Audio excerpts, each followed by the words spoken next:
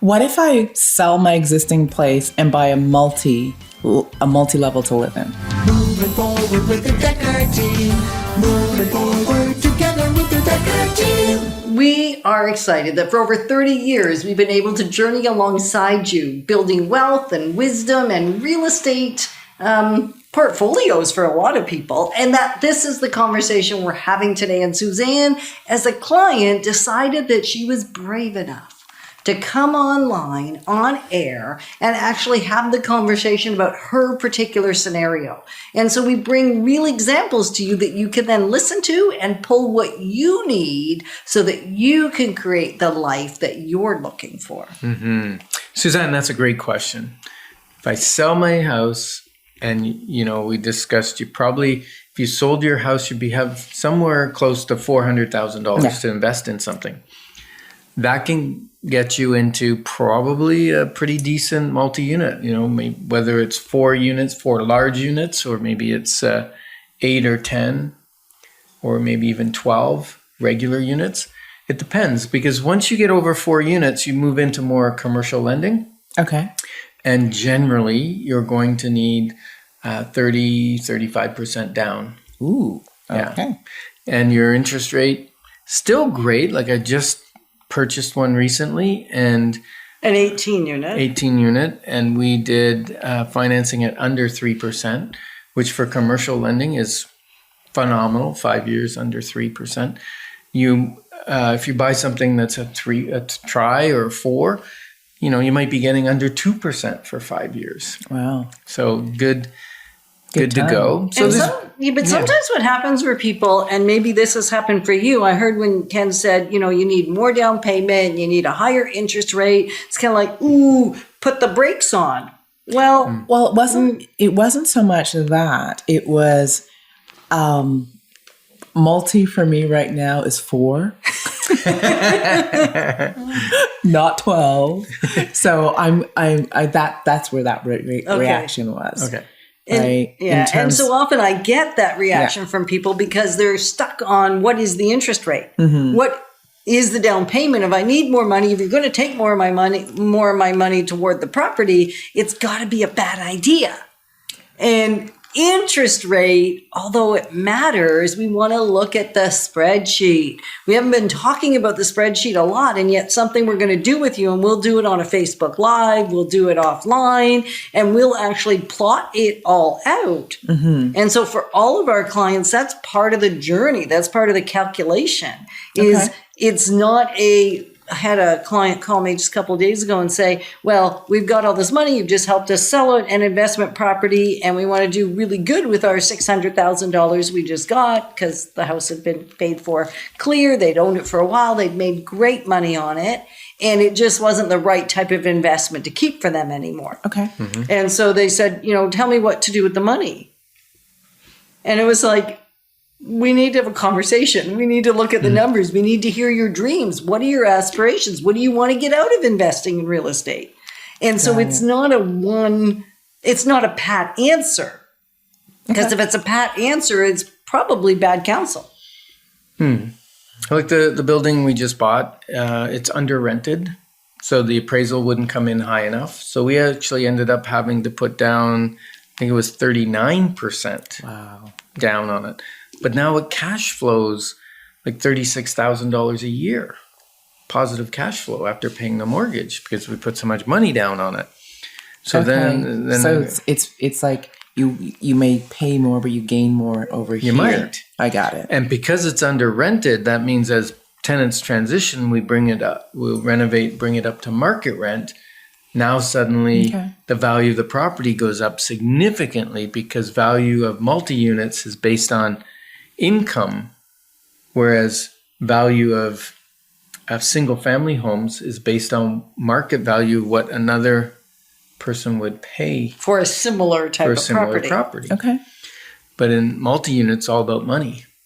So there's pros and cons to living. Not only about money. Condition does matter. Condition matters. And some people factors. like the look of a building. I've bought buildings that I just love the look of them. They're old brick, century, heritage homes. It wasn't the best investment ever.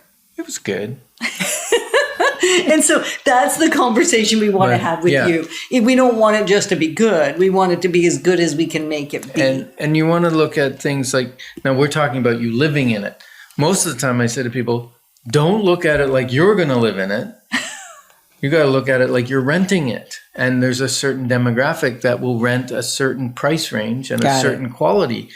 And if you over improve it for that neighborhood, you may not be able to rent it at the price you need because that's not what's available in that neighborhood or that town or that city. So we look at those factors closely. Now, moving in it yourself brings an element of pros and cons, right? What do you Yeah. think some of the pros might be? Well, I think for Suzanne, one of the motivations, and so we can bring a little bit to this conversation, even if we're just filling in the holes, because we've had this conversation in part, right? Already, is that you want to travel a fair bit. Yes. So having someone else living in the space with you, not in your unit, but in the apartment, now like next door in the apartment complex, multi-complex, is allowing you to know somebody's taking care of the place.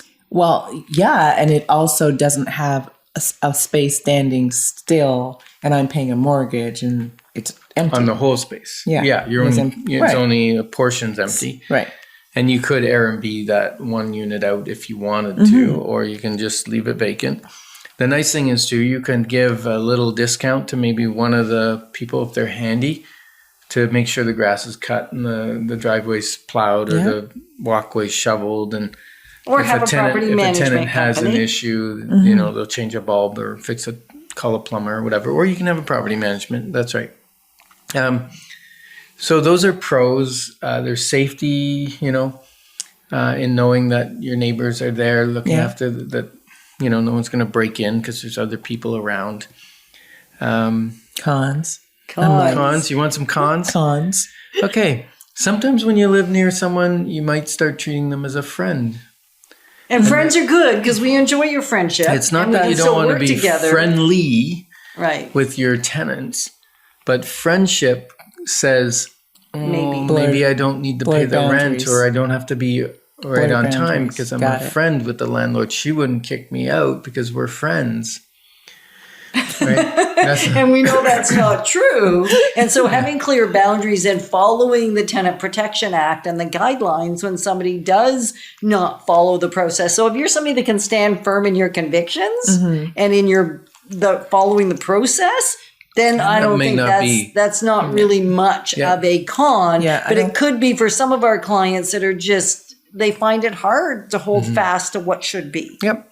Another con might be coming from a single family home where you're not connected, your walls aren't connected to someone That's else. my biggest concern. There may be some noise transfer. There That's may my be, biggest concern.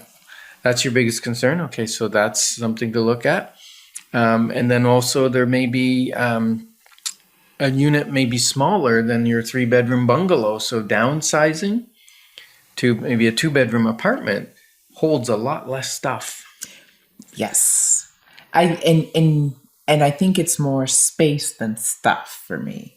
So I don't know if that makes Yeah. sense. I think you mean spaces, like you have a space to work out, you have a space for your office, you have a space to Not as so a bedroom much. and a Not No? so much. Okay, It's what do you mean? more. It's more a feeling of spaciousness.